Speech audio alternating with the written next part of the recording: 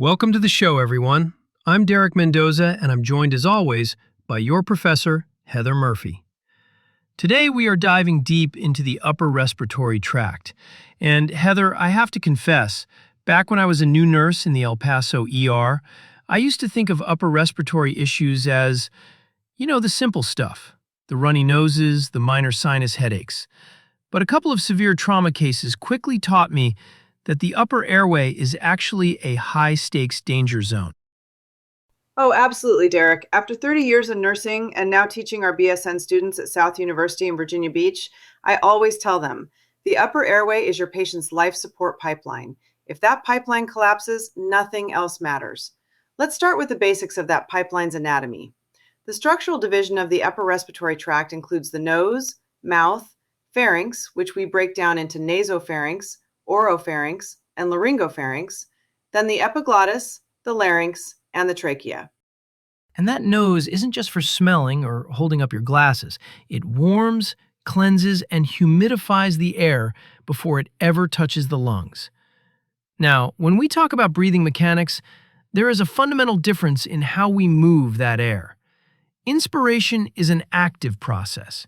The diaphragm contracts, dropping down, which decreases intrathoracic pressure and pulls air inside.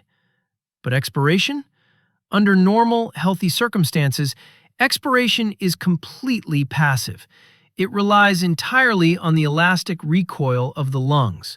Exactly. But when a patient loses that elastic recoil, like in chronic obstructive diseases, expiration suddenly becomes a very active, labored process. Now let's talk about what happens when there is trauma to that beautiful upper airway structure. A nasal fracture is the most common facial fracture, usually from trauma.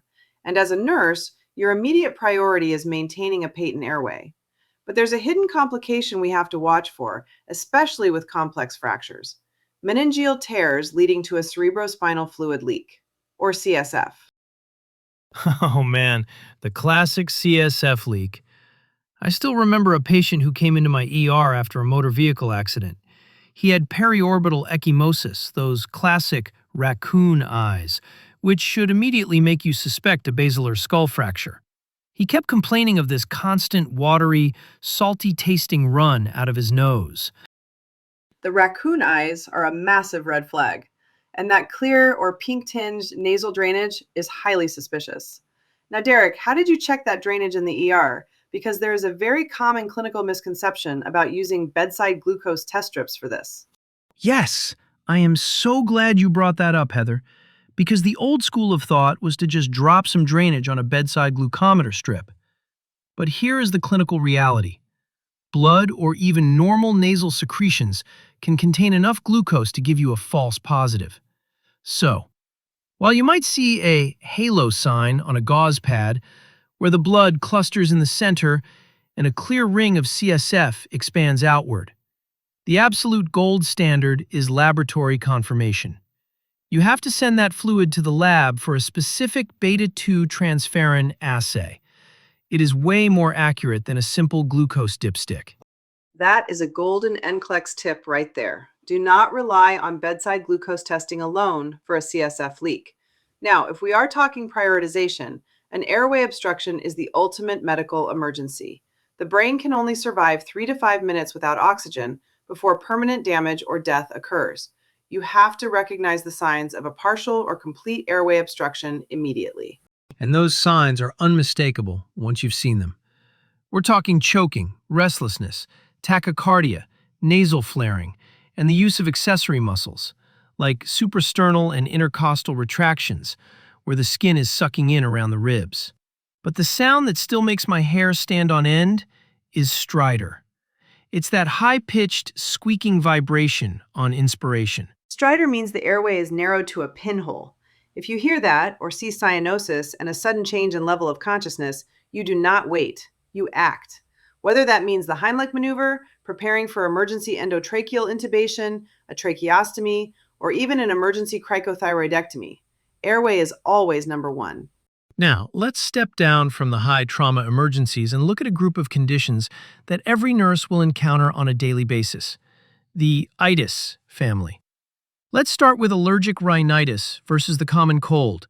which we clinically call acute viral rhinopharyngitis. This is a classic point of confusion for patients. Allergic rhinitis is an inflammation of the nasal mucosa caused by an IgE-mediated response to an allergen, like pollen or dust. The symptoms are sneezing, watery, itchy eyes, and a thin, watery nasal drainage. We can test for this using skin tests or a radioallergosorbent test, a RAST, which measures the specific IgE levels in the serum after antigen exposure. Right, whereas the common cold, acute viral rhinopharyngitis, is an actual viral infection. We're talking over 200 different viruses, most commonly rhinoviruses, spread by airborne droplets or direct contact. The symptoms usually peak 2 to 3 days after infection and include sore throat, fever, headache, fatigue, and that thick, congested drainage. And here is the big nursing education point. The cold is viral. That means no antibiotics. I cannot tell you how many times patients demand a prescription for penicillin because they have a cold.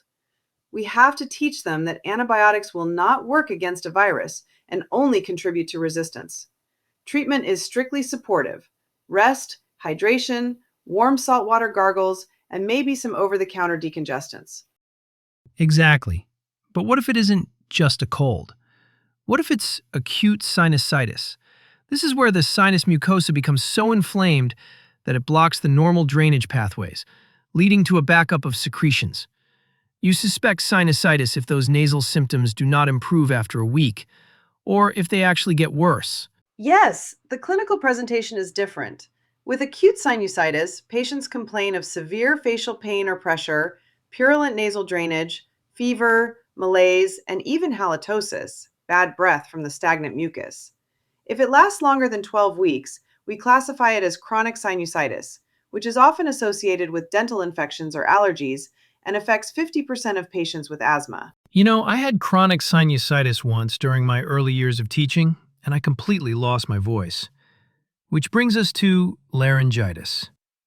Laryngitis is inflammation of the vocal cords, usually caused by a virus, environmental irritants, or simply overusing your voice. The primary symptom is hoarseness, or a complete loss of voice. And the absolute best treatment? Complete voice rest. And when we say voice rest, we mean complete voice rest. Do not even whisper. Whispering actually puts more strain on your vocal cords than speaking softly. Now, let's talk about the back of the throat, acute pharyngitis. 90% of cases in adults are viral, but that other 10%, that's bacterial, most commonly group A beta hemolytic streptococci, or strep throat. And if strep throat is left untreated, or if it's particularly severe, it can develop into a peritonsillar abscess. This is a medical emergency because that localized collection of pus can swell so much that it partially blocks the throat.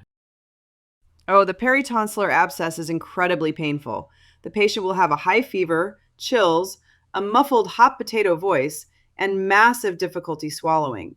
They will need IV antibiotics, needle aspiration, or a surgical incision and drainage. Sometimes they even need an emergency tonsillectomy.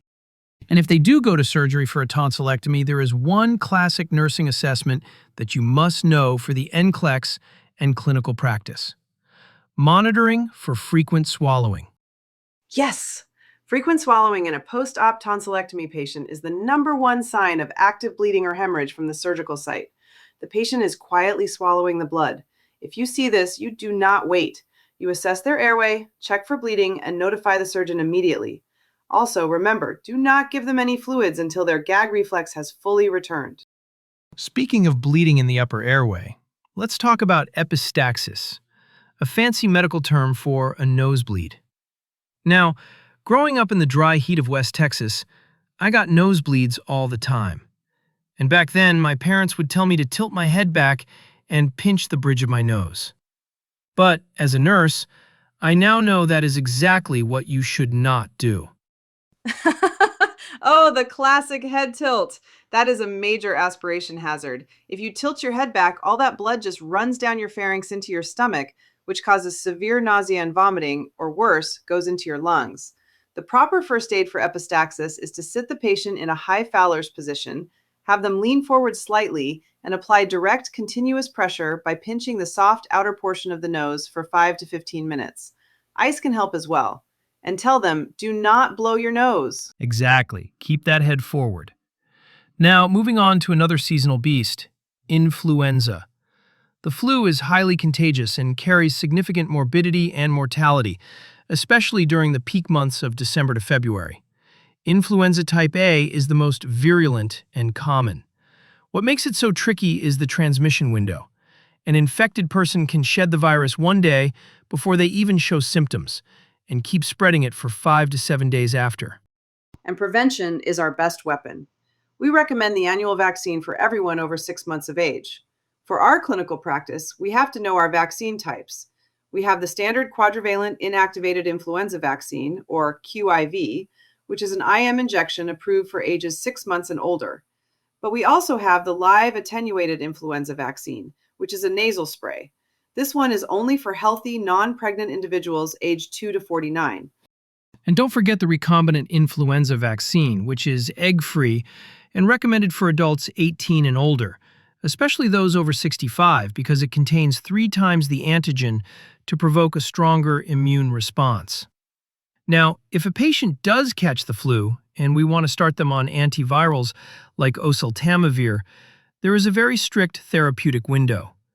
These medications must be started within 48 hours of symptom onset to be effective in shortening the duration of the disease. 48 hours. If they come in on day 3, the benefit is minimal. Now, let's round out today's episode by talking about the absolute peak of complex upper airway nursing care: post-operative management for head and neck cancer surgeries like a total laryngectomy. This is where all of your nursing skills are put to the test. These patients will often return from surgery with a new tracheostomy. Your immediate post-operative priorities are airway management and oxygenation. That means frequent, careful tracheostomy suctioning to keep the airway clear of thick secretions. And remember, you do not perform wound care or manipulate the tracheostomy ties unless you have a specific healthcare provider order. Now, many of these reconstructive surgeries involve skin flaps to close the surgical defect. These flaps are incredibly delicate. We typically do not cover them with heavy dressings, so we can visualize them easily. As a nurse, you are doing hourly checks on those flaps. You're assessing color, temperature, capillary refill, and sometimes using a Doppler ultrasound to check for a pulse. We want to avoid any excess pressure on that tissue. And what about nutrition, Heather? These patients usually have a nasogastric tube, or NG tube, placed during surgery because they cannot swallow safely yet. The NG tube is vital, but here is a critical safety rule. Do not manipulate, reposition, or check the placement of that NG tube by pulling it back or pushing it in. That tube lies directly adjacent to internal pharyngeal and laryngeal suture lines. If you move it, you risk tearing those delicate internal incisions. If you suspect a problem, you call the surgeon. That is such an important point.